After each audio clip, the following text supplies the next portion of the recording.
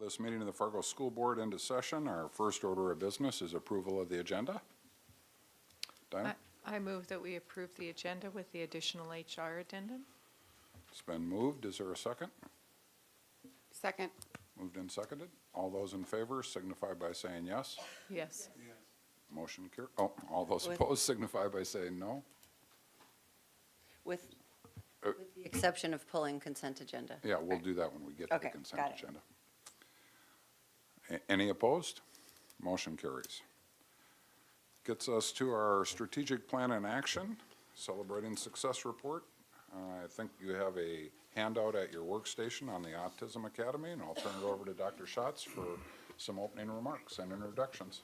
Thank you. This evening we have Tanya Lingle here, the principal at Eagles, and some of her team to talk to you about the Autism Academy that we have at Eagles. And so I'm going to turn it right over to you, Tanya. So thanks for being here.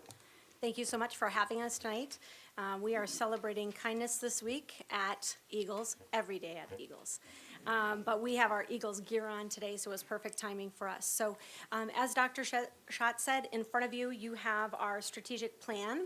And so we're just going to, my part is going to take you through that briefly. The strategic plan for the Academy is something that is reviewed and updated annually. So as a team, we take a look through that and see if that is still what we're working to achieve.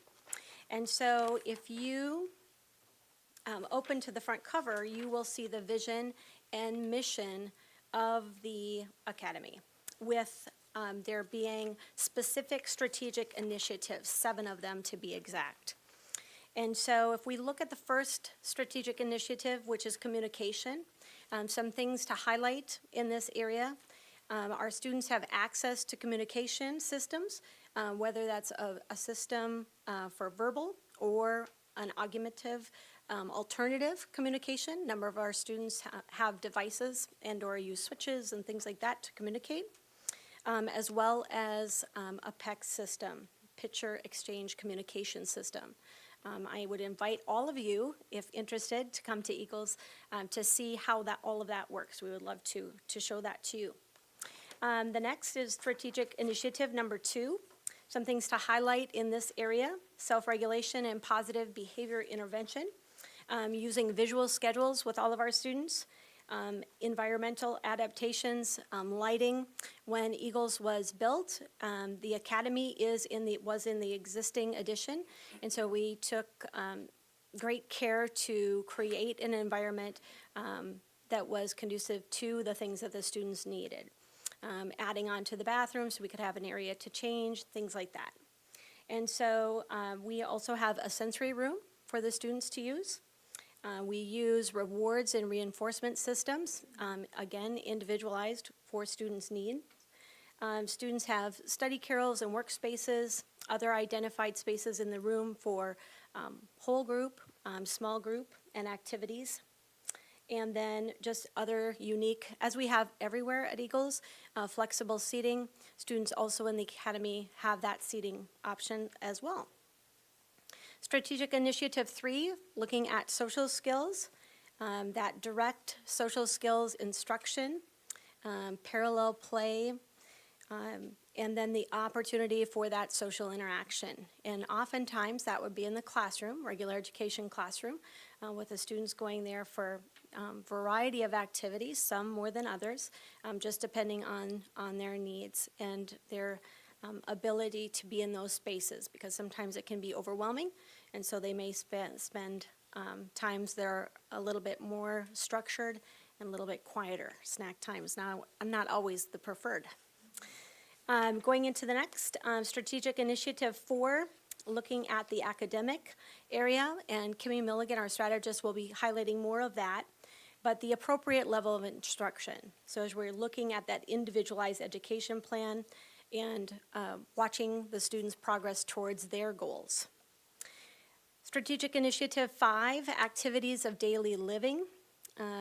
All of those things, those visual schedules that help our kids once they get off the bus into the classroom to get their things off and to try to work towards those skills of independence. That's what we want for all of our kids. And so they are working on those things every day.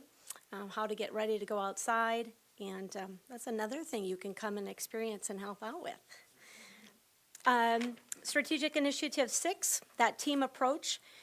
We have 2 classroom or teachers, special education autism teachers. And that collaboration between home and school is critical. And so daily written communication happens with our families. Teachers communicate either via notebook, if that's what a parent would like, or email. That works very well. They have an adjusted back-to-school night, special night just for them, because it can be quite chaotic during the regular back-to-school night. So we offer that option, as well as them coming back for the night, if that works for them, so they can come to both. Strategic Initiative 7, looking at the methodology and using that research-supported instruction, whether it's the discrete trial training, learning style profiles, and various models of teach to educate our students. And then at the end, it just talks about that process that we continue to go through to review the plan. At the end, we'll have an opportunity for questions, so if it's okay, we'll have you wait until that time. All right.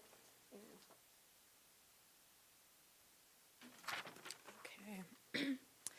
Good evening. I am Erin Hepela, one of the Autism Academy teachers, special education teachers. I will share a little bit about our story. So this is just a picture of all the staff. As you can see, we have a number of paraprofessionals in the room, and then 2 of the classroom teachers. So up here are just some notes or some comments that Tanya got from some of the parents of the students that we work with. So I will leave those up there for you to kind of read as I tell you a little bit about our story, the students that I work with.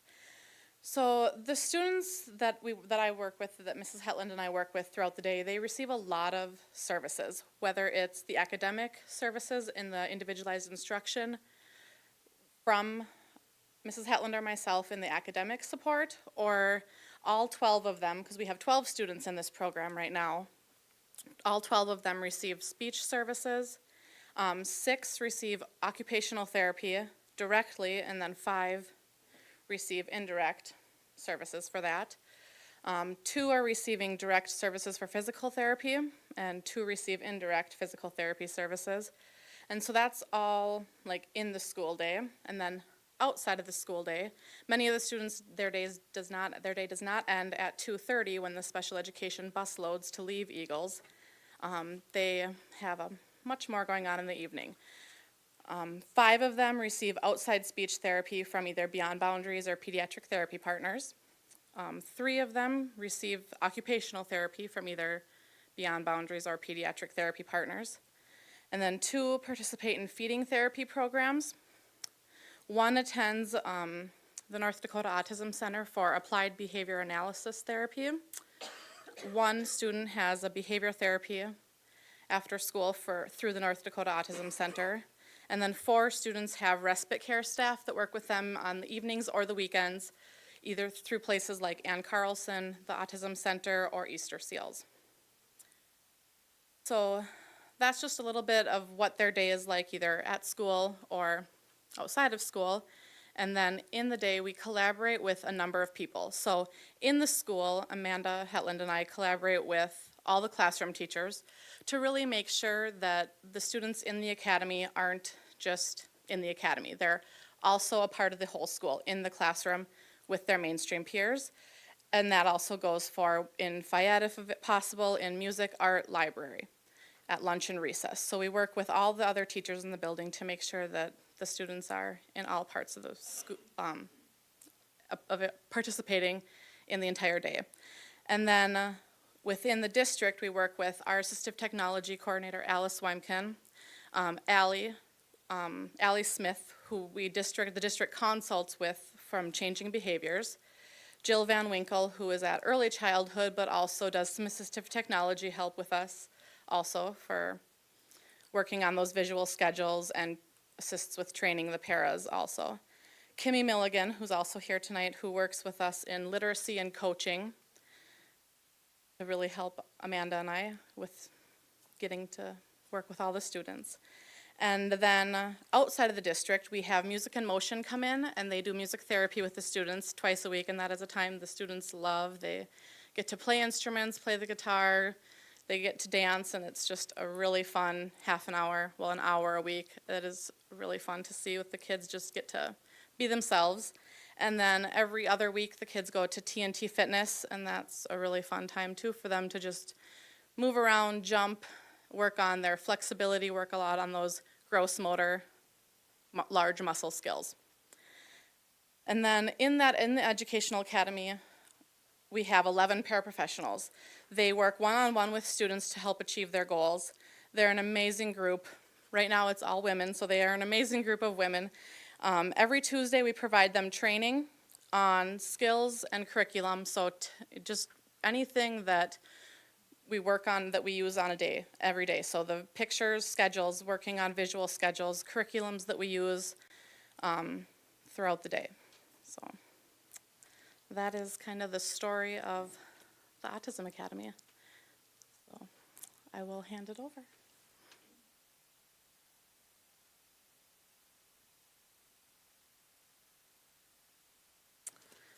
My name is Kimmy Milligan, and I am the Student Performance Strategist at Eagles. And my job is to support all teachers in professional development and coaching. At Eagles, our school improvement goal is that all students will achieve and increase their reading. All teachers at Eagles right now are in what's called the Literacy Learning Lab. Last year we had just classroom teachers, and this year we brought in the special ed team. So I'm going to talk a little bit about why we put them both together. This year, the intention is that my job is to bridge the gap between what happens in the academy and what happens in the classroom, because we want all of our students to be successful in both settings. The Literacy Learning Lab, the purpose of it is to have collegial conversations. The professional development is focusing on the 5 components of literacy, which is phonological awareness, phonics, fluency, comprehension, vocabulary. We bring in balanced literacy.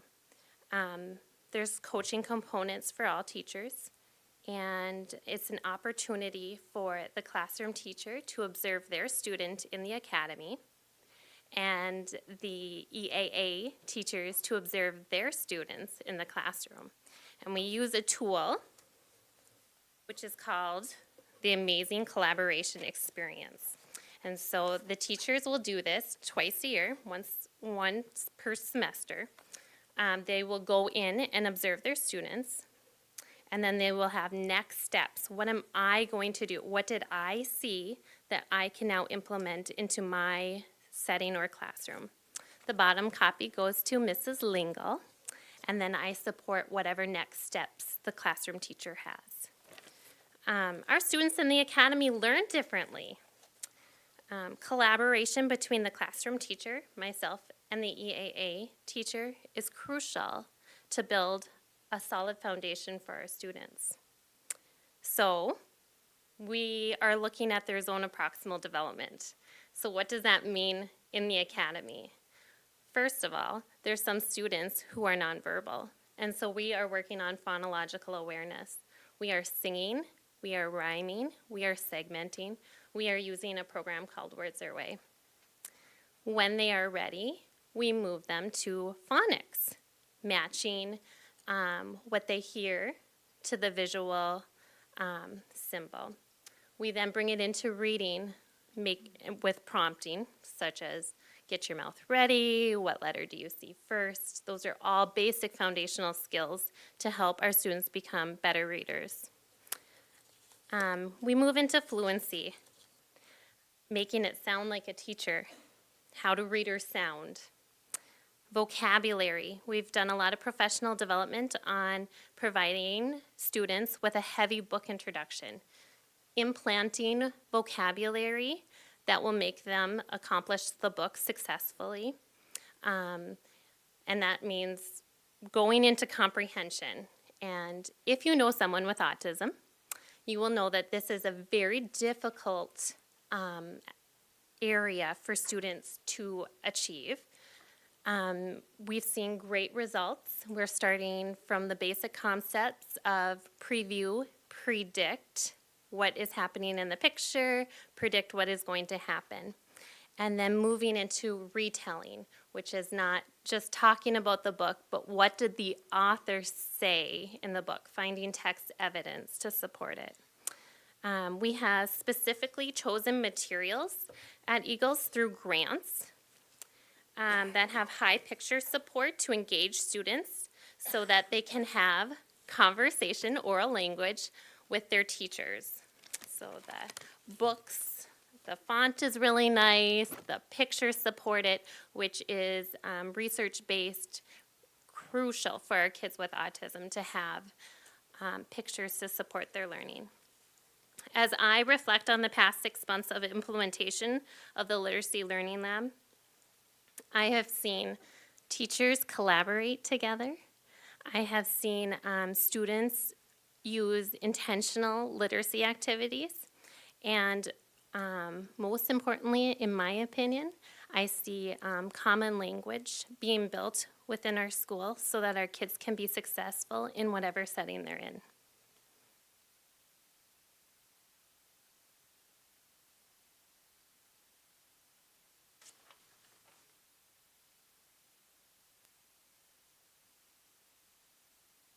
I'm Amanda Hetland. I am the second Academy Special Ed teacher.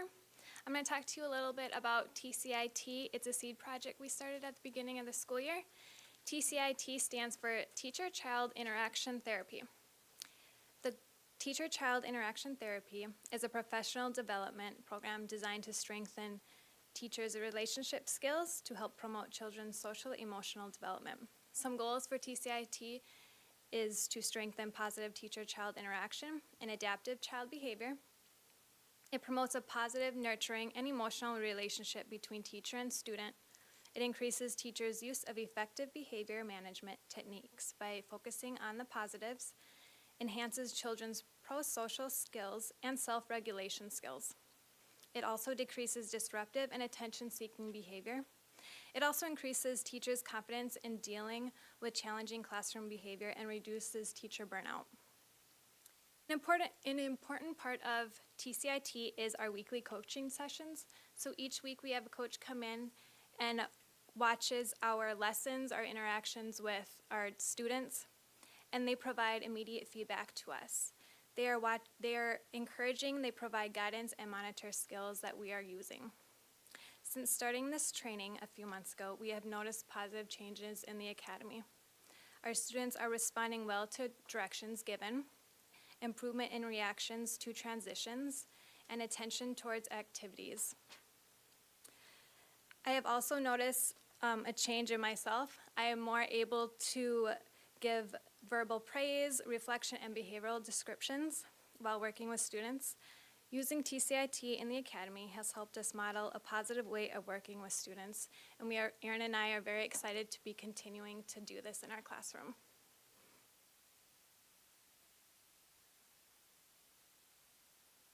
All right, so at this time, if you have any questions, we could continue, but we know you have a big night. So, any questions for us? Dinah?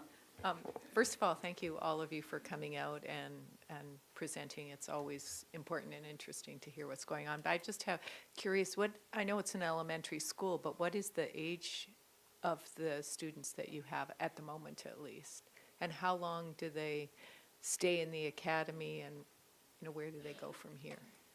Well, currently we have kindergarten through 5th grade, and we have kind of a protocol checklist, if you will, to follow for students to qualify, because not just any student that has autism can qualify.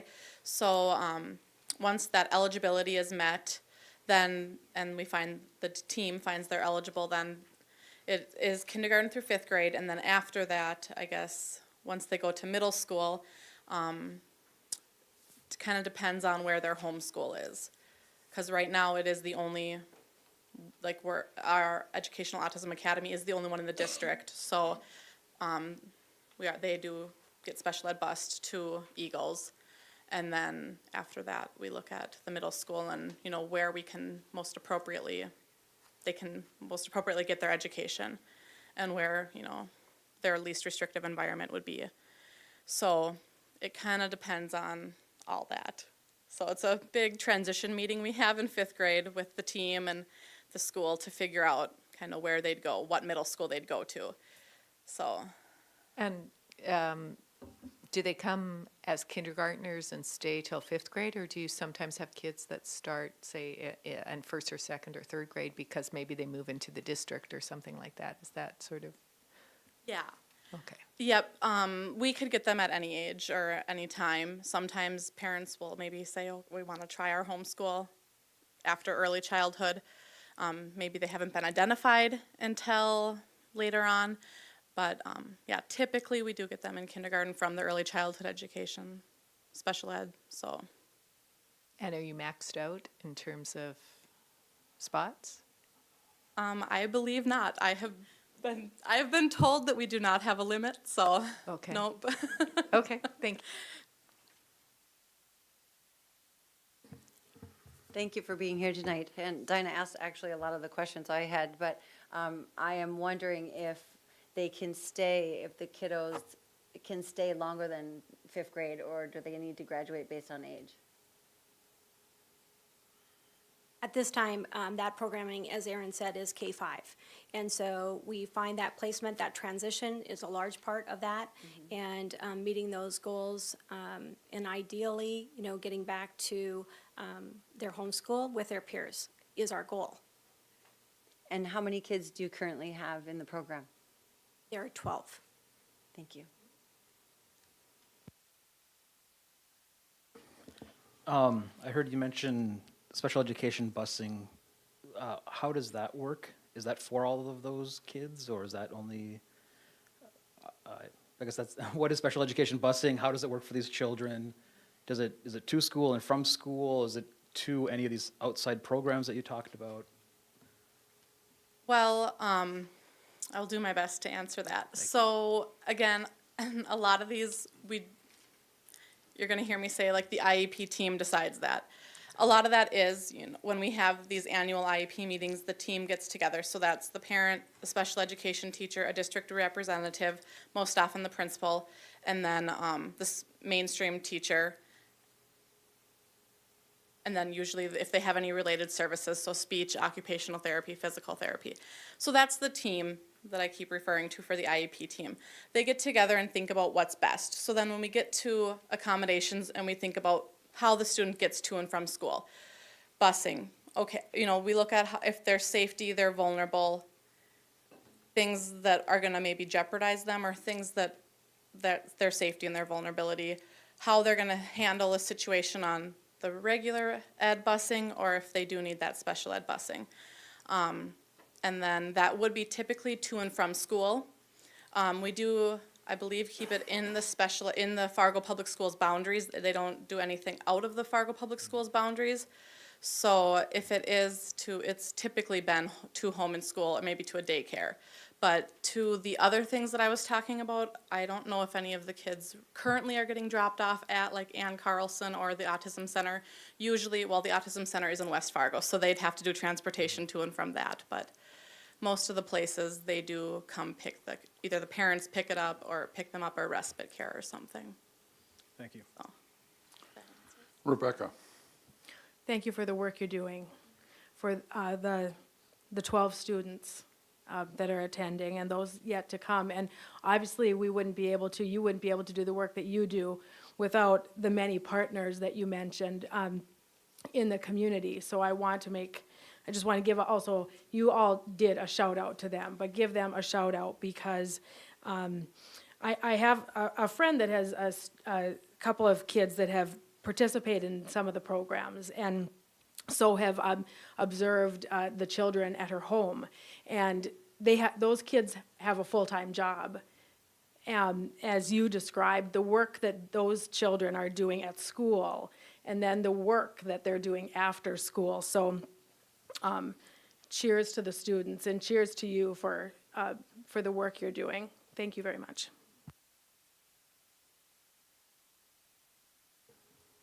Well, on behalf of the entire board, I do want to thank you all and thank all the rest of the team, not just the IEP team, but the entire team that we saw the picture of, because I know they're not all here today. And is just happy to see smiling faces doing smiling good work. So thank you very much.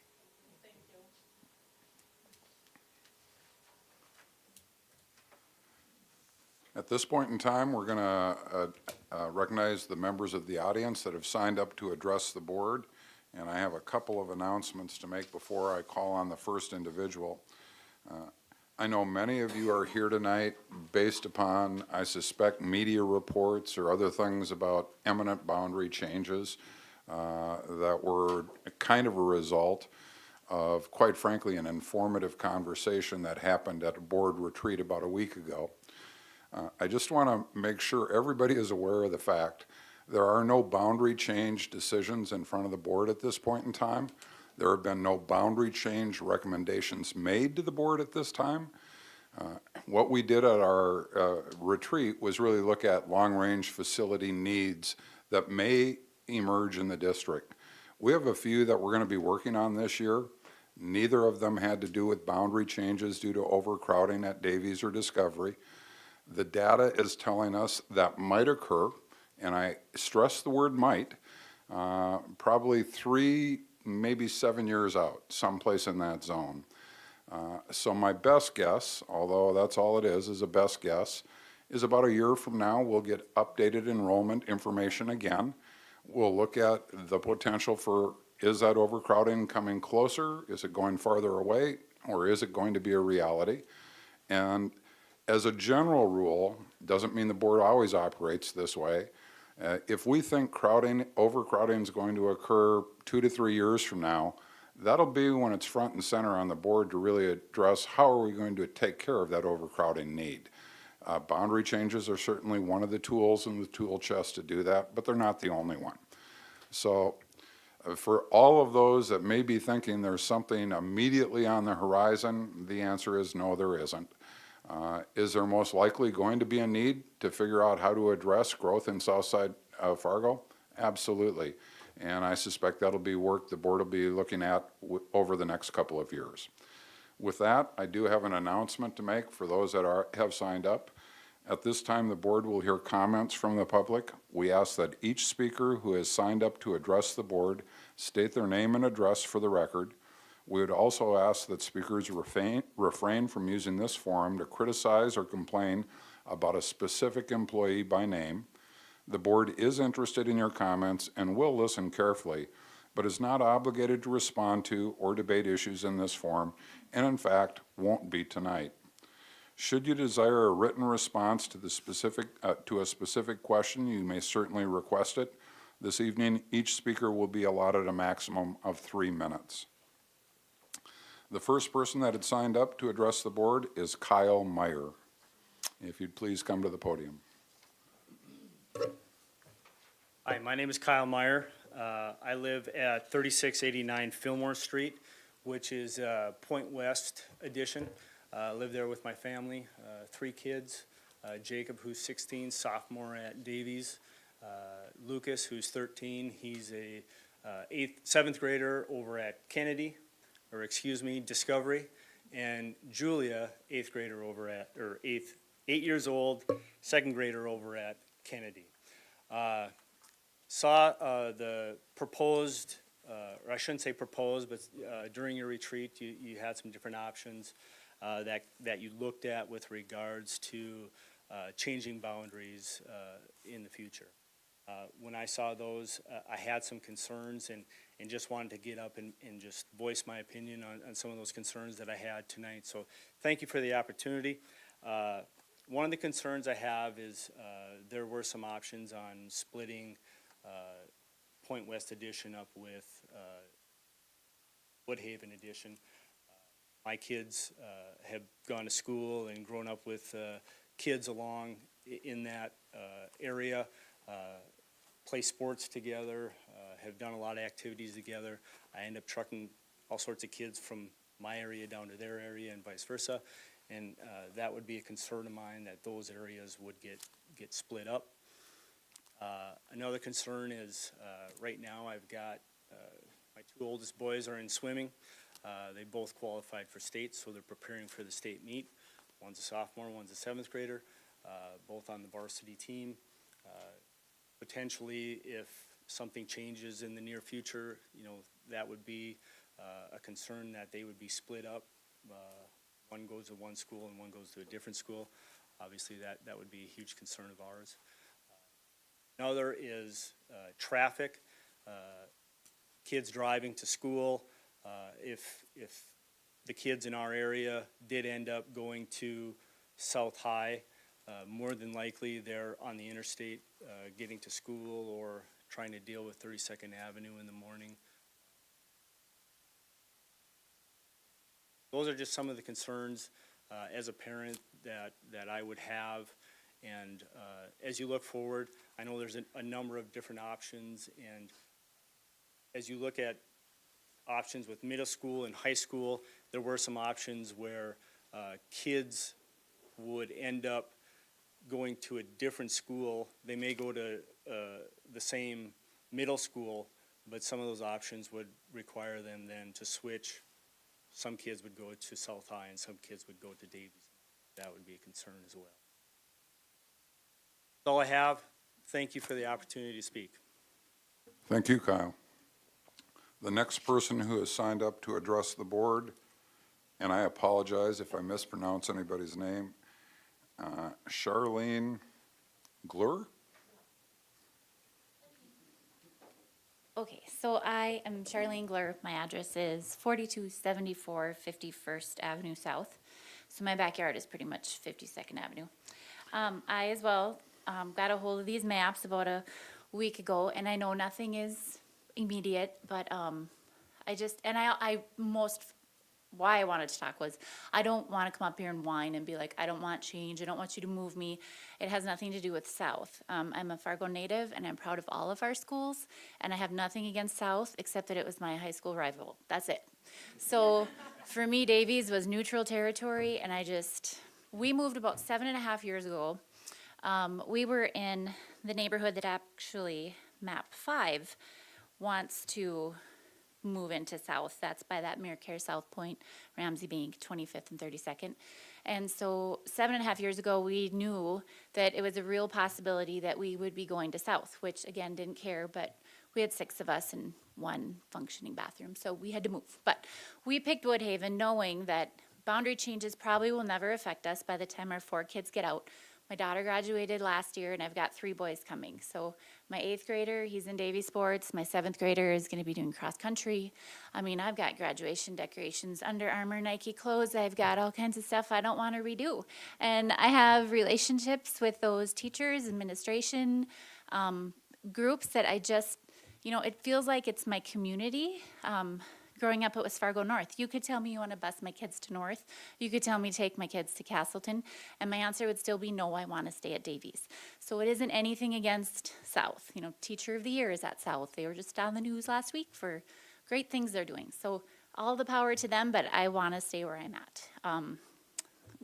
A lot of us here are part of the Booster Club. Our cars have stickers on them. I mean, we're Davies, and again, traffic, it's my 3 boys coming up next. And, it scares me anyway that they're going to be driving. But like I said, my backyard's 52nd Avenue. So for them, they would probably zip up 92 over to 94, up 25th Street, down 17th Avenue. If school starts at 8, that's when everyone else running late for work is driving. And that's winter, and that's 2 interstates. That scares me a little bit. So, I don't know, but that's more of my own personal reasons. And then, so when I looked at some of these maps, there's only 2 of them. And I know these aren't proposed, they're just ideas. There's a starting point. I would hate to have your job. I would never want to try to figure this out. I would just build a bigger school, but that's me. Maybe you'll do that, who knows. But I would go with number 5 because that's a neighborhood of parents that I think are expecting this, where we're not. And it still leaves those neighborhoods close to Davies, close to Discovery and close to Centennial, neighborhood schools. So you're not gonna live across the street from one of those schools and have to go somewhere else. And you're not gonna have the traffic problems. Those buses are already going down 25th Street. They could just come a little bit farther south. Maybe that buys you a couple years to build an addition. I don't know what the answer is, but I don't think moving us is the answer. I kind of think that might be it. Did I miss anything? Anyone? Yeah, all right. Thank you very much. Yep. And the last person that has signed up to address the board is Shannon Voller. There is actually one more. She signed up. They took that sheet before 5:30, so.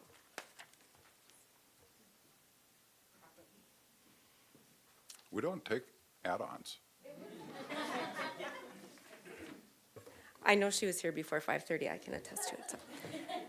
Okay, so my name's Shannon Voller. I live at 5057 Hawthorne Street South.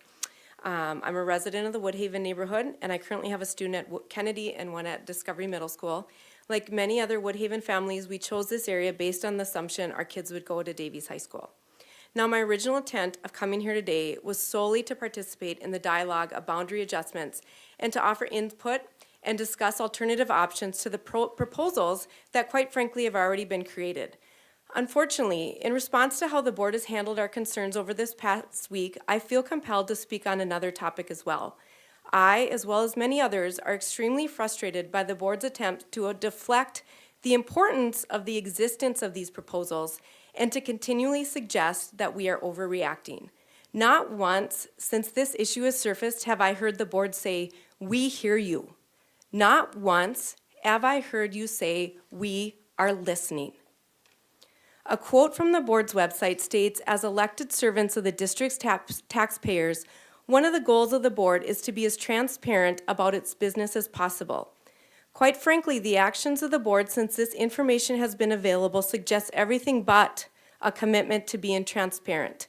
As constituents of the Fargo public school system, it is our right to be involved in this process, however early it may be. I hope it's evident by our presence here tonight just how strongly the Point West and Woodhaven neighborhoods feel about staying in the Davies School District. According to the U.S. News 2017 list of best high schools in North Dakota, Fargo Davies ranked number 2 in the state, and Fargo North ranked number 3. Fargo South failed to even make the list. The quality of a student's high school education absolutely makes an impact on college admission. This is more than just about a boundary shift. That would assume all schools in the Fargo public school system are offering the same equitable experience. According to this data, an argument can be made that they are not. Until the board is able to address why Fargo South is not achieving the same levels of success the other high schools are, then whether it is today or 2 years from now, our stance will not change. Thank you for the opportunity to share my thoughts tonight. From the discussions I've been having with my neighbors and friends in these 2 neighborhoods the past week, I am, as I hope you are, inspired by the thought-provoking dialogue and creative solutions, and I hope you will take our suggestions to heart. Thank you, Shannon. And our next person is Stacy Pakowski? I was close. Hi, I'm Stacy Piowski. I live in Woodhaven and I have 4 children, 1 at Davies, 1 at Discovery, and 2 at Kennedy. I'm a child care provider for teachers' families. First, I'd like to thank the board for communicating their priorities and plans through the media last week with TV, radio, and the newspaper. Oftentimes, when the public hears from you, it's after decisions are already made rather than at the beginning of the process. We appreciate being included at the early stages of the discussion. All stakeholders would like to work together with you for the best outcome of all students that are affected by future growth in our community. You make the decisions. That's your job. You need to be transparent in those decisions, though. Do some of your own research and think outside the box. There are many other options out there to consider. I've started looking into all kinds of things myself. Boundary lines, socioeconomics, option 8, a 9th grade center, magnet schools, open enrollments, petitions, annexation, and even how our country rates the best high schools in the nation. I've emailed all of you an outline of option 8 boundary proposal, and I've gotten 1 response. Have you had a chance to look at the Fargo Public Schools open enrollment chart? Use your greatest resource, the public. Ask questions, talk to people, hear their ideas, and please listen to feedback. I would love to talk further with you about any of my ideas. During my research in the governance process, I came across the Fargo Public School Board job description. Let me share with you the opening paragraph and item number 1. The job of the board is to represent the citizens and taxpayers and lead the district by determining and demanding appropriate and excellent organizational performance. To distinguish the board's own unique job from the jobs of the superintendent and staff, the board will concentrate its efforts on the following. Number 1, utilizing appropriate strategies to ensure input from students, staff, parents, and the community as a means to link the entire community. I feel you have not done this. Therefore, you do not have the student's best interest in mind. I attended the State of the School address a couple months ago. None of the prepared focus group discussion questions brought up long-range planning. Have you found parent representatives, sent surveys, gathered information from your constituents? In closing, I ask of you 3 things. Be transparent, do your research, and utilize the public. Thank you. Thank you, Stacy. I want to thank all of you that came out, and just because you ruffled a few feathers, we had a retreat a week ago on a Friday. This board has not met since that retreat. So the concept of transparency is kind of interesting to me. Obviously, any and all discussions that we'll have regarding boundaries will be happening in a public setting, open to the public. It'll be posted on an agenda for you to see well in advance. And just for the record, the maps that you're all referring to, it's not the first time we've looked at maps for Southside enrollment numbers. We look at it every year and have for several years. So I thank you for the advice. I can assure you this board is committed to transparency and public input, and both of those will be front and center when and if we have an issue of boundaries to adjust. But again, thank you for coming tonight.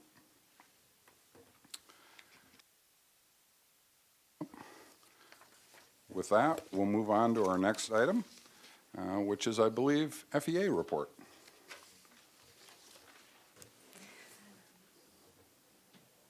Good evening. Right now, middle school and high school teachers are finishing up parent-teacher conferences this week. And in a couple weeks, the elementary teachers will be doing their conferences. They're in the midst of preparing artifacts and progress reports right now.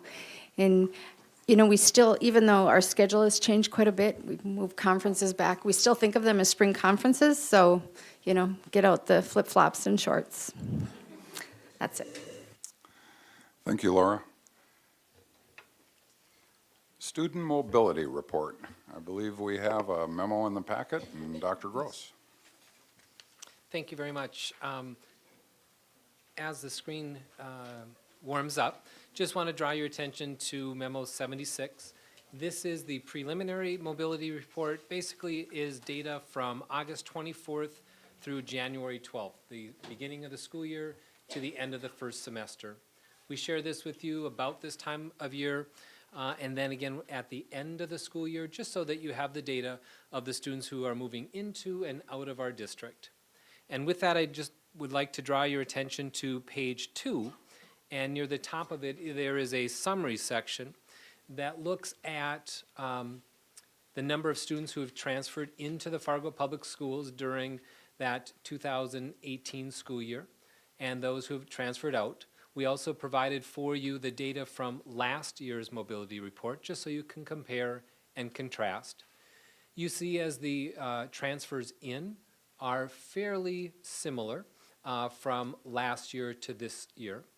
The transfers out, there are a few more or additional transfers out at this time. Why is that? That is really based on parents' choice as they move into our community or out of our community and make some of those decisions based on their family and needs and employment. It is what it is, and that's the data that we have. In addition to that, just to give you a picture representation of that, on the bottom of page 2 just gives you a graphic of, again, transfer in versus transfer out across our system.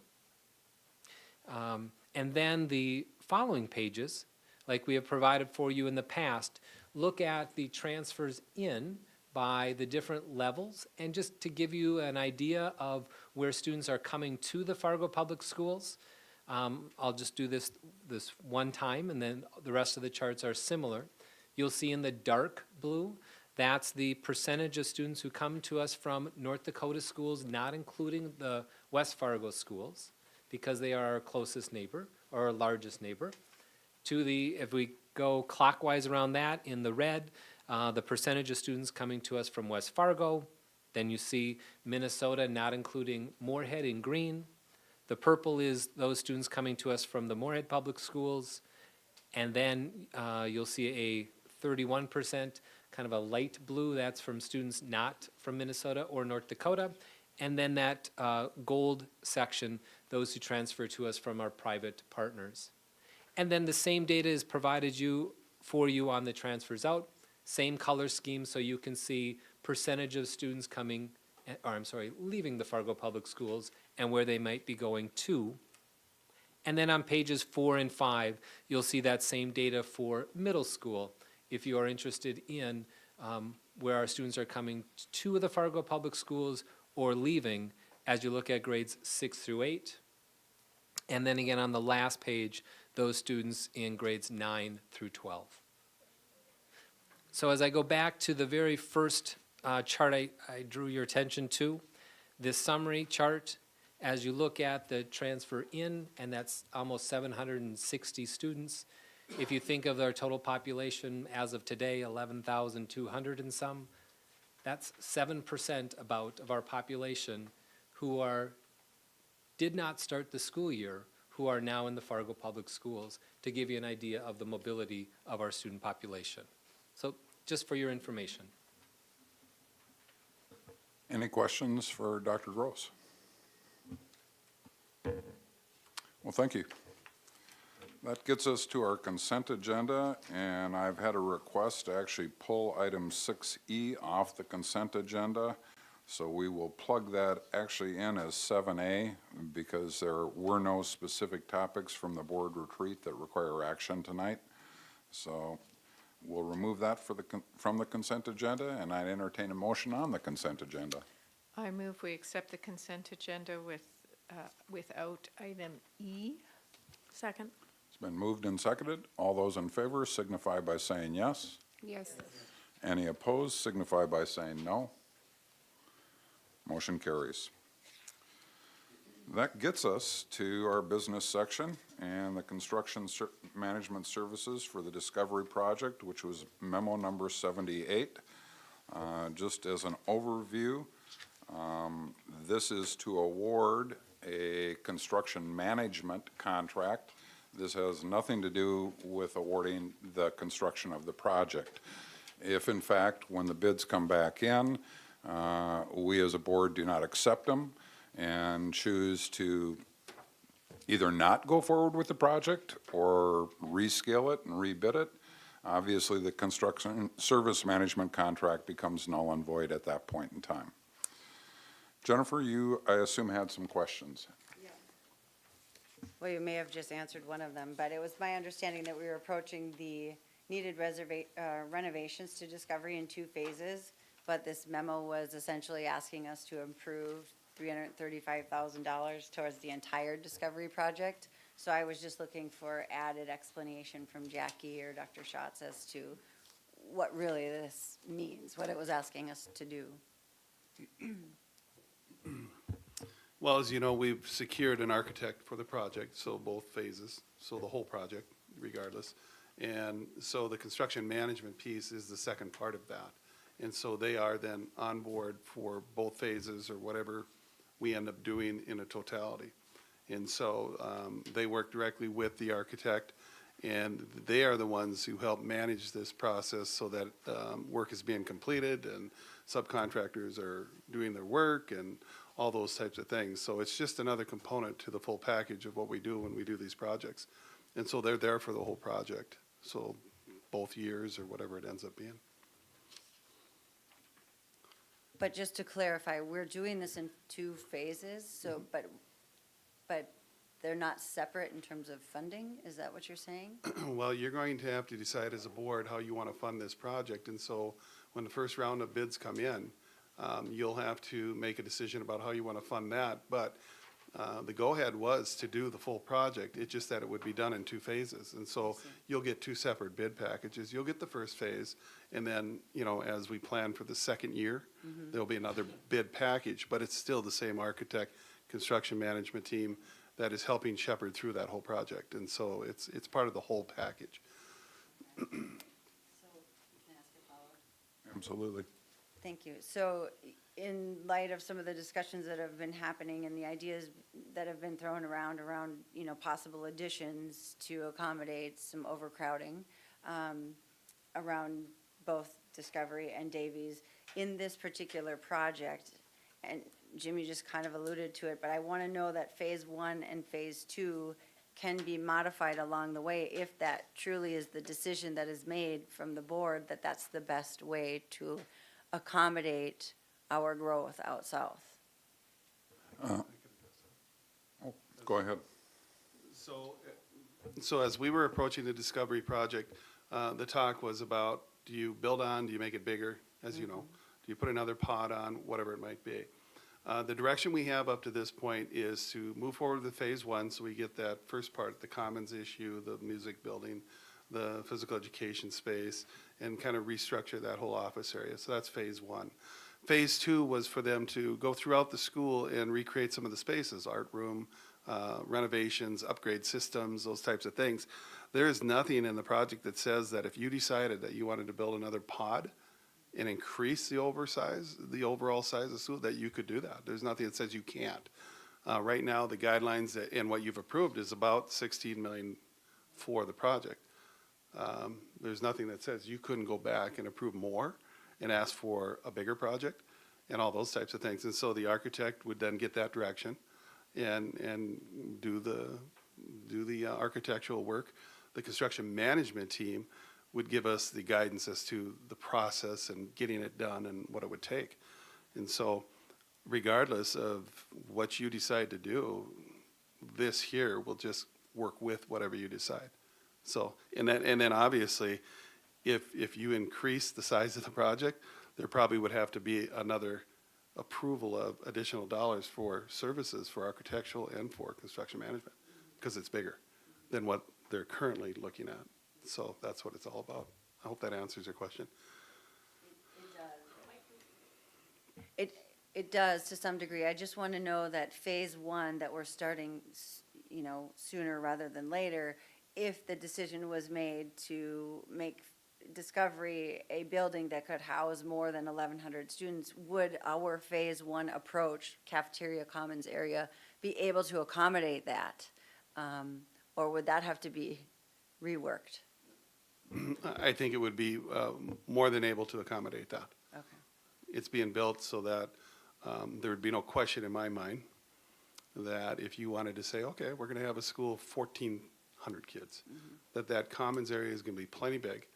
The kitchen is being redone completely and would be able to accommodate that. Your office space, that wouldn't be a problem.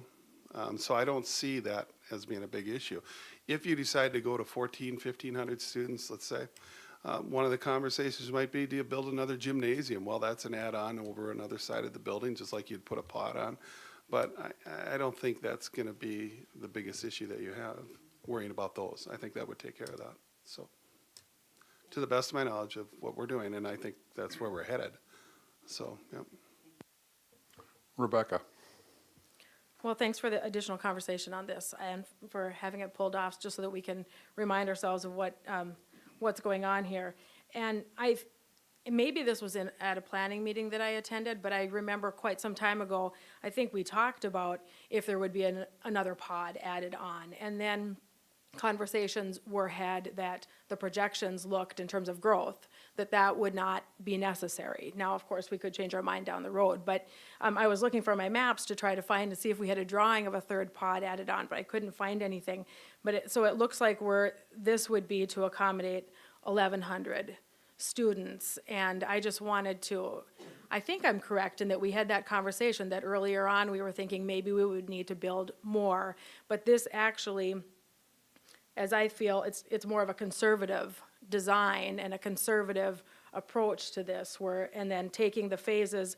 Part of that had to do with the need to get into the ground for construction, isn't it? Or am I wrong about that, for that front part of the building? Yeah, well, phase one, if in fact that's what we title it, is really the thought process of what we could accomplish this construction season potentially. Again, I want to stress, if the bids come in, we do not have a green light go project of any kind until we see bids that are within the financial means that we're comfortable with. The map you're referring to, at one time we did actually see a map of where that other pod would go. It's kind of on the, I want to say the northeast corner of the building is where that would shoot out. And quite frankly, one of the reasons that didn't really take on much more life was, at least at this point in time, our guiding principles are not to have middle schools of the size of 1,400. Does not mean those principles can't be changed. But I think the thought process was, we'll get this building shored up for what it needs to be a middle school of the size that we want middle schools to be. And the thought, quite frankly, was get some land out in South Fargo for a future middle school, because the day is going to come when we may need that. Certainly, as Dr. Schatz indicated, if the board gives direction to the administration that, yes, we want to change our guiding principles, we think we should make this building larger than 1,100. I don't know if 1,450 is where you jump to immediately. That's clearly direction. If we give it to the administration, they'll work with the architect, they'll come back with a drawing, they'll tell us what the estimated cost is, and at that point in time, that would be a decision the board could make. I think all of the phase one project, as Dr. Schatz alluded to, will work if we were to put another pod on anyway. All of the phase two project is infrastructure, carpet, paint, locker reconfiguration for middle school spaces that would have to be done in each of the existing pods anyway. So again, I don't think these things are mutually exclusive to, if we decide, hey, we want to put a pod on this thing that would have a whole nother 300 students plus, really doesn't give us anything that we don't have to do in phase one and phase two. It would just, I guess that would be phase three, at which point in time we would figure out what that costs and figure out how to finance that. Dr. Schatz. And Jennifer, it could be that it's a whole nother project, you know what I'm saying? To complete this one, and then you're going to expand, and so make that a whole separate project and go through the whole process for that part of the project. That'd be an option. But when we did present to planning, the idea was to go forward with that kind of 1,100, so that's the direction we have, and that's kind of how we've moved with that. It, again, doesn't preclude anything from changing. I mean, that's certainly up to you as a board. And so. Go ahead, Jennifer. Well, and Jim, when you talk about guiding principles, I mean, perhaps it's time to revisit our guiding principles and what drove us to decide that those were the ideal principles, because we don't follow the build a new school at 50% capacity guiding principle either. And so if it is, I mean, otherwise we'd be planning a new school, right? No, because we don't have 50% over capacity right now, Jennifer. But that is exactly what drove us to build Ed Clapp. Right. And to build Eagles. Right. What were you going to say about that, Jeff? I was just going to say that, the projections that we have right now, and I've mentioned this before in our meetings, that you're probably at that 3 to 4 year window when that might occur. And so the discussion will have to be, as you look at your long-range plans, how do you want to manage that growth? Same with another elementary school, because eventually Bennett will fill in. It's a crystal ball, and we use all the inputs that we get, and we try to make the best predictions that we can, and we've been pretty accurate, 99% accurate on these enrollment growths. The growth is going to come faster around the Bennett attendance area than Kennedy right now. That's the indicator. So you may be looking at an elementary, middle school complex or something like that. That was the thinking at this point. Now, if things accelerate and all of a sudden you have rapid growth because there is well over 1,500 spaces waiting for something to be put on it, then you're going to have to make decisions much quicker. But right now, there's no indications that that's going to happen. And so that's where we're at today. So that was the thinking that we've had up to this point. Jim? Go right ahead. And to that point, RSP has been, you've said, 99% accurate, and their projections show overcapacity in 2020. So this whole 3 to 7 year conversation, I'm not sure that I fully understand where those numbers are coming from either when we're talking about overcapacity at Davies. I actually think that's what came out in the last RSP report. 2020 or later? Anywhere from 2021 to 2024, I believe. Go ahead. I've said all along that I think that your decision point is going to be within the next year or so as to what you need to do. So as the beginning conversations of all this have started, that you're going to have to start to look at what you might do, how you might do that. Now, Jim could be right in that it could be 3 to 7 years before it actually realizes. So as you look at your long-range facilities plan for next year, whoever your new superintendent is, whatever process you decide to get into, that will lead you to the end game of what you will do. And so I think that it's timely to probably begin that discussion early on next year, to be quite honest with you. And that would be the best guidance I would give you. But again, there's many different opinions about how you can deal with this. And so that'll be left for you folks to decide. And that's my best knowledge of it all. Okay, I want to get us back to the item actually that we're looking at, and that is the Discovery Middle School Construction Management wording of the bid. Any other questions, comments regarding it? Anne Marie, would you call the roll, please? There's not a motion on the table. Well, Mr. President, I excuse would me. move we accept memo number 78 as presented. Second. Please call the roll. Ani, Yes. Benson, Yes. Boyd. Sorry, absent. Goldenberg, Yes. Knutson, Yes. Paulson, Yes. Rodenbiker, Yes. Ulrich, Yes. Johnson. Yes. Motion carries. Gets us on to our next business item, which is policy monitoring. We have EL 12 and EL 13. We can take them one at a time unless the board would prefer to do them together. Dinah, Which do you want? either way. Okay, I move that we accept EL 12, Standard-Based Academic Program, and EL 13, Instructional Materials Selection, as presented. Second. It's been moved and seconded. Discussion. Jennifer. So first of all, I, as you probably read, had many questions, follow-up questions from these couple of ELs, and I want to thank administration for providing us all the detailed responses in terms of updates and things that have been worked on since the last time we monitored these ELs. And I just wanted to make a comment about what I wrote at the bottom around potential policy review opportunity, and ask that governance look at a way to gather additional ways where we could gather kinds of updates around policies prior to having to rate them. I think it would be helpful. And so I just wanted to make a comment around that, because oftentimes I feel like we haven't necessarily had the opportunity to talk about what has transpired since the last time we've rated an EL. So that's what my comments at the bottom were about.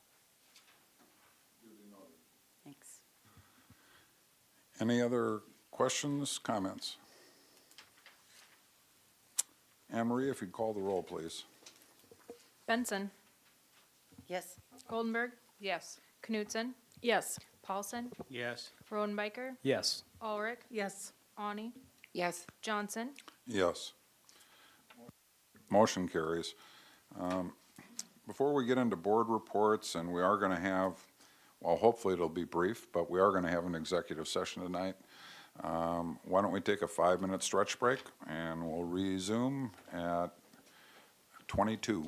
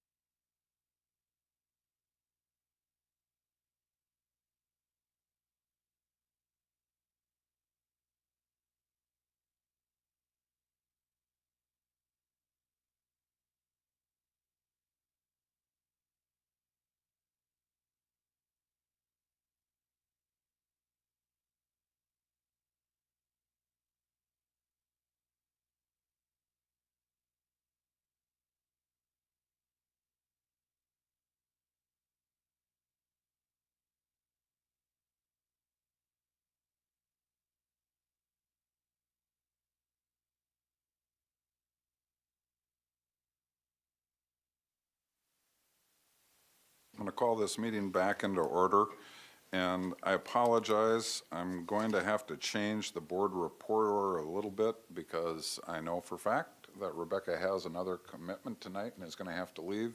So before we go to superintendent search, I'd like to give her an opportunity to share her board report. Oh, thank you. So, tomorrow it's Valentine's Day. And the city of Fargo, through the Native American Commission, has a celebration that starts at 11 and goes to 12:30 at the city commission chambers. And it is titled Remember the Hearts of Our Women. And it is an event to honor and recognize the murdered and missing Indigenous women. We have in the city of Fargo recognized tomorrow, Valentine's Day, as an awareness day specifically for that. So I will be attending that. And there's, I believe we meet at city commission chambers, and then there's a march outside, and I believe there's a meal after that back in the chambers. So invite you to attend.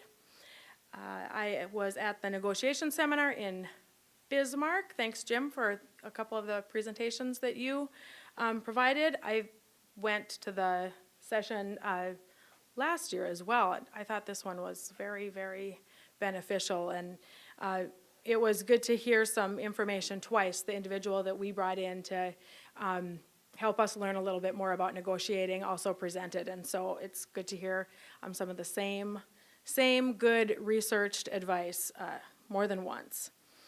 And let's see, I think that is overall it. I will be attending the Communications Committee meeting that's coming up as well. So thank you. Thank you, Rebecca. Back to the regular schedule, superintendent search update. Anne Marie. Thank you. I did reach out to Rain Associates today to get a little bit of an update to provide to you tonight. If you remember, the last update indicated that we had just under 20 applicants. Now they tell me that they have around 20 applicants, so I don't have a specific number other than around 20. But since the last time I shared with you, there have been some additional states in which our candidates are coming from. The additional states include Pennsylvania, Indiana, and New Mexico for those candidates, and I will read the rest just to remind you of where the rest of them were that I gave you the last time. Those included Virginia, Minnesota, North Dakota, Colorado, Maryland, Illinois, California, Utah, and Florida. So those are the states of where candidates are coming from at this time. Still, your candidates are currently superintendents or assistant superintendents primarily in the pool. Rain Associates has sent out another email blast about the position and will do so again later this week. Also, later this week is when AASA will be held, and Rain Associates does have a team that will be down there. Included on that team will be Gary and Ryan Ray, who are the leaders of Rain Associates. So if there's any other questions that you have, I'd be happy to relay those to Rain Associates to get additional information. Also, the last time I gave you an update, have been working to secure all the locations of the interviews that we went over at the retreat. So just have a couple more locations to secure, and then Brittany and I will be meeting later this week to continue to get the interviews prepped and ready to go for later in March. And of course, I'll continue to remind you that March 10th is when you guys will be meeting to review the candidates. Next week, February 22nd, is when the position officially closes. Thanks, Anna Marie. At your workstation, you should have seen a copy, if I could find it again now, of the March annual evaluation for the superintendent. At least, hopefully everybody got a copy at their workstation. This is due by Thursday. So if you have not completed it, and I know a few have, I know some of us haven't yet, you can either put this on your Valentine's list to do for Valentine's Day, or you can complete it Thursday morning and get it back to Anne Marie, because we'll need to get it compiled and put together for governance to look at, and then ultimately it'll come back to the board as an actionable item at one of our March meetings, I do believe. Kind of hand in hand with that, I think you're all aware of the fact that the superintendent search, there's several dates that I'll be handing out, and as Anne Marie just indicated, March 10th is a critical date for all of us board members. We'll be in executive session, seeing the recommended candidates from Ray & Associates, also hearing about the other candidates that maybe aren't their first recommendation list. But again, please block out the week of March 19th. That is the week that we're kind of holding as our placeholder to actually bring in candidates for the formal interviews. And as we discussed at the last board meeting, the board will be meeting with candidates first thing in the morning, probably right in this room. And then we'll probably at the end of the day have some kind of social with them, more in a relaxed environment, just to kind of get to know them at a different level and hear any questions or feedback they had from the interview day that they've went through. So back to board reports. Brandy. Okay, well, I attended the Eggs and Issues, and that was about the diversion. They had the Fargo mayor and Moorhead mayor talk a little bit about that. And then I did get nominated to help out with the prom committee, so another thing I had to add on my plate for North, since it's the junior parents that put it on for the seniors, so I'm now on that one. And then I have made my liaison visits for Kennedy and Discovery, and I will be doing that in March. And that is all I have. Thank you. Jennifer. Okay, I attended the negotiation seminar out in Bismarck. The seminar was mostly good. One of the things that piqued my interest the most was an opportunity to learn a bit about how other districts approach negotiations and the makeup of their committees. Some committees, like Bismarck, for example, which I guess is the #1 district in the state in terms of size, include administrators and HR directors and/or business managers on their committees. So I'm particularly interested in us having future conversations around this as a board. Additionally, and as many of you know, I was invited to attend both Kennedy PTA meeting and the Kennedy Neighborhood Association meetings last week to address some of the questions that arose based on the information that was presented to us at the retreat. And you heard from parents tonight that they want to be part of the process, part of the solution. This is the same message that I heard at the meeting, and there were close to 100 people there. The message was clear. Residents are asking for transparency, time to plan, and to be included in this process. Too often, residents aren't included until it's really too late in the process for new ideas. I experienced that as a Kennedy resident myself years ago. I have been criticized by both administration and our school board president on this matter, but I would like to reiterate at this time that as board members, we have an obligation of transparency, and I do not work for the president of the board. We work for the people. We should have been prepared to answer questions about the data that was shared with us the moment we stepped out of that meeting. It was a public meeting. I heard some really good, important points tonight and some ideas that I hope that we continue to talk about. We should be talking about as we plan to move to have future discussions on this topic. I would encourage all of us in this room to find better ways to gather input. Could you talk to us instead of read to us? No, Jim, because I wanted to be prepared, and the best way for me to be prepared and to not be attacked, this is a committee report. Okay. I'm telling you what I learned and my opinions of what I experienced. And Jim, I just feel like I've been personally attacked in answering the public's questions. So I feel like it is an opportunity to share with you how I felt at that meeting.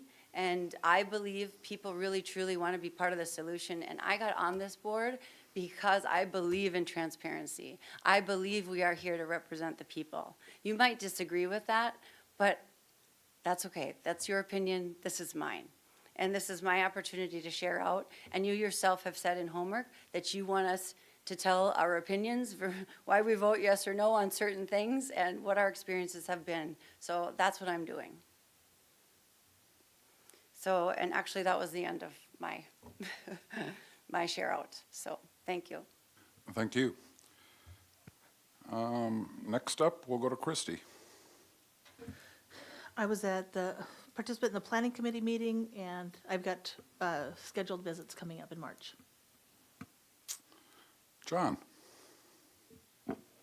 Thank you. Back on the 31st of January, I attended the CTE open house at South. And I want to thank Mr. Cross for his hospitality and all of his staff there. It was really excellent to see what's going on in career and tech ed down there, in particular their auto mechanics shop. The kids were presenting what they knew about brakes and engines. Got to play with the Chevy small block V8. That was fun. And then got to walk over into the, I would call it like a machinist shop. It looked very similar actually to the shop floor at Bobcat.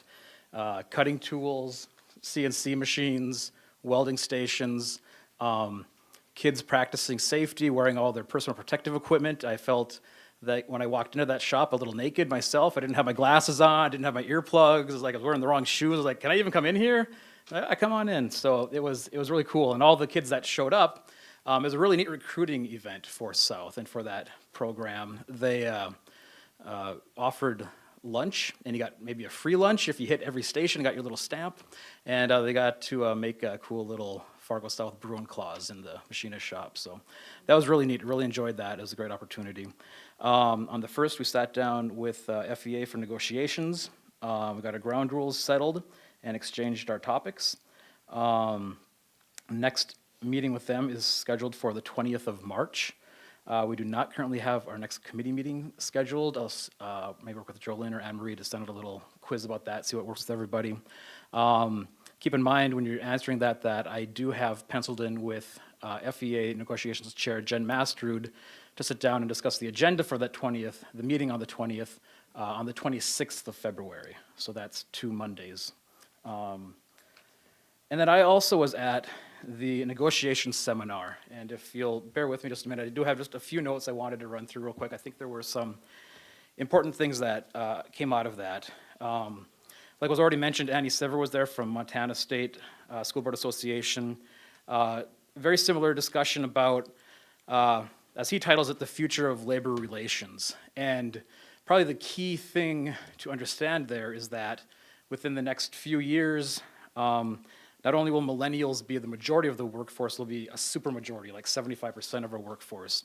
And they bring very, very different attitudes than the boomer generation or even I feel like my Gen X generation got lost in there someplace.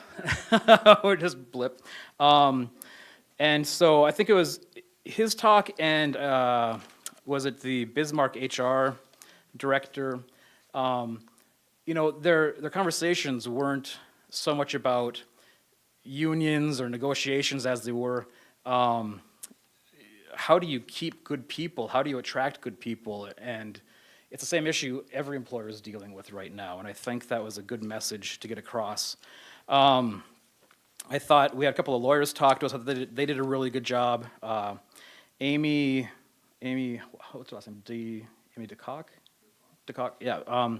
She was talking about non-renewals, resignations, and discharges, and the other one was talking about, I think her title was using an attorney as your negotiator, but both of their points were really, there's processes established, they gave us handbooks, do yourselves a favor, do what's best for your employees, and follow these processes to the letter. That's the most important thing. There's processes for this. It's to their benefit, it's to our benefit, it's to the due process. They also talked about how, when it comes down to it, we on the board will be the jury and judges in some of these situations when they come. And we've talked about this in the past year. We can't know all of the details as it's happening as a board. We have to wait for these processes to work their way out. As hard as that can be, as hard as it can be for our constituents to understand, that's for the protection of us, for the protection of our district, and most importantly for the protection of those people that might be going through that process. The toughest one, Pam Sharp gave us the state budget update. And 2 quotes I wrote down. It's going to be a tough biennium, and the general fund is not structurally balanced. Given current new revenue projections and the last ending balance, of the general fund and the reserve funds, we're looking at a $45 million shortfall in state education funding. So I don't envy the legislators that will be trying to fill that, and that will have to color our decisions as we move forward through planning. There were some other conversations about what do you do when you don't have any money? And it was, yeah, it's a kind of a grim laugh, isn't it? It's tough, it's tough. Jim, thank you for your 2 presentations, as Rebecca said, on TFFR and school safety. And overall, it was, and then finally, Dean Rummel gave a talk about the fact-finding commission. I think we're all now familiar with that process. It was an excellent seminar. Thank you for your leadership on the state board, and extend my thanks and congratulations to everybody else there for their excellent work on that. It was a very useful conference. So I believe that's my report. Thank you very much. Thank you, John. David? I am also on the board's negotiation committee with FEA, and we have the next one set up, as John said. Other than that, I'm just setting up my liaison visits. Thanks. Dinah? So as others, I attended the Eggs and Issues, and I'm on negotiations. I also had a visit to Longfellow since our last board meeting, and I would like to remind the Communications Committee that our next meeting is Tuesday, February the 27th at noon here. Thank you. Thank you. I'm passing around Anne Marie's President's Report. I've already highlighted a couple of dates on here.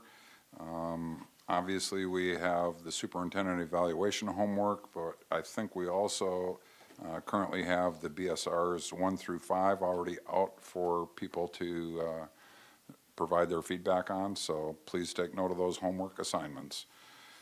I want to personally thank John, Rebecca, and Jennifer for going to the negotiation seminar. I know others have been there in the past.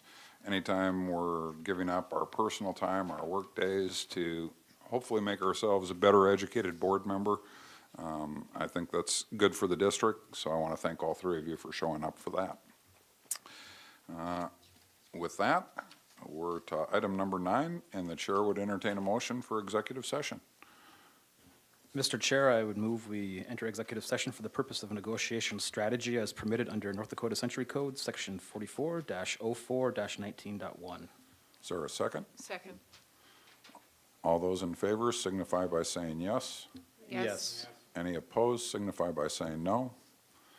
We will move into executive session, so I need to ask everybody who is not a member of the board or a member of the cabinet to please exit.